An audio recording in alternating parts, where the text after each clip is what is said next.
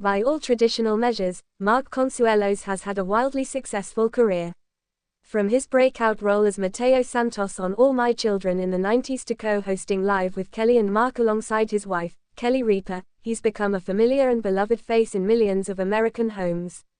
But now, at 54, the charming actor is stepping into an unexpected, and deeply personal, new chapter. "I'm going back to my roots," Consuelos said in a recent interview. "Not just the roots of acting or hosting, but the roots of what got me into this business in the first place. I'm returning to my passion." The surprise: it's not a role in a new series or film, nor another hosting gig. It's not even a directorial debut or a foray into reality TV. No, Consuelos is returning to the stage, and more specifically, to writing, producing, and starring in a new off-Broadway play. "The unexpected pivot. I started in theater," he said, reflecting on his time before the soap operas, fame, and syndicated morning TV.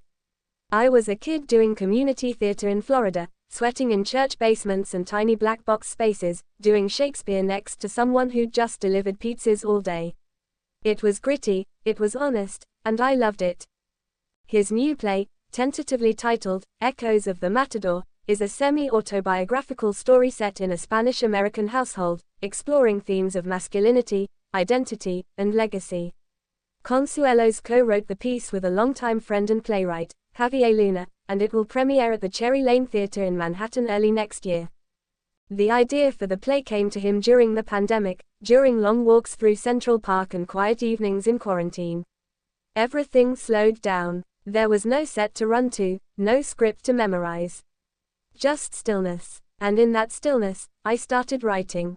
A hidden flame rekindled. Many fans may not realize that Consuelos has long been a writer. Behind the scenes, he's helped develop episodes for Riverdale, where he played the scheming Hiram Lodge, and has quietly co-produced a handful of independent short films. But this is his first solo creative endeavor that is purely his vision. "It was terrifying," he admitted. "Putting my own words on the page, not hiding behind a character someone else invented. But it was also freeing." The play draws heavily from his cultural heritage. Born in Zaragoza, Spain, and raised in both Italy and the US, Consuelos grew up navigating multiple identities. There was always this tension, trying to be American enough, Spanish enough, good enough, he said. "I wanted to channel that into something real." Support from Kelly. Consuelos credits his wife, Kelly Ripa, as one of his greatest champions in making this leap. "She read every draft, and she's brutally honest," he laughed. "There were days she'd toss a scene back at me and say, 'This is beautiful, but it's not you.' Or, 'You're hiding again. Say what you want to say.'" The couple, who've been married for nearly 3 decades, have always had a creative synergy, whether on camera or in their production company, Milajo. Ripa is also listed as one of the executive producers on the play. "She pushes me," Consuelos said. "Not toward fame or success, but toward truth. That's rare. A return to the vulnerable. So why the stage? Why now? There's something terrifying about being in a small theater with 80 people and just existing. No cameras, no cuts, no second takes. It's raw," he said. "But that's also where the magic happens. Theater reminds me that storytelling isn't about ego. It's about connection." He describes one moment in the play where the protagonist, modeled loosely on himself, stands alone under a single spotlight, reading a letter from his father. The moment is quiet, intimate, and wordless for nearly 30 seconds. That silence, that's everything. You don't get that kind of breath on TV. The industry reacts. When news of Consuelos' theatrical return broke, the industry response was immediate and enthusiastic. "He's always had presence, charisma," said director Ava DuVernay. "But this is Mark as creator, not just interpreter. That's exciting." Former Riverdale co-star Lily Reinhart tweeted her support. "He's got stories inside him. Can't wait to see this one unfold." Even Lin-Manuel Miranda reportedly offered feedback on an early draft, encouraging Consuelos to lean into the musicality of memory in the script. "It's amazing who shows up when you start doing something real," Consuelos mused. Beyond the stage, while Echoes of the Matador is still in pre-production, Consuelos is already dreaming further. "This is just the beginning," he said. "I want to create space for other actors, especially Latino actors, to tell their stories. Not just as performers, but as writers, directors, producers. I want to build a little revolution."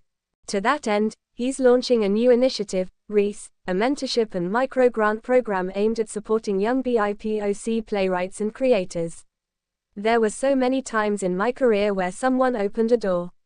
This is my way of opening more."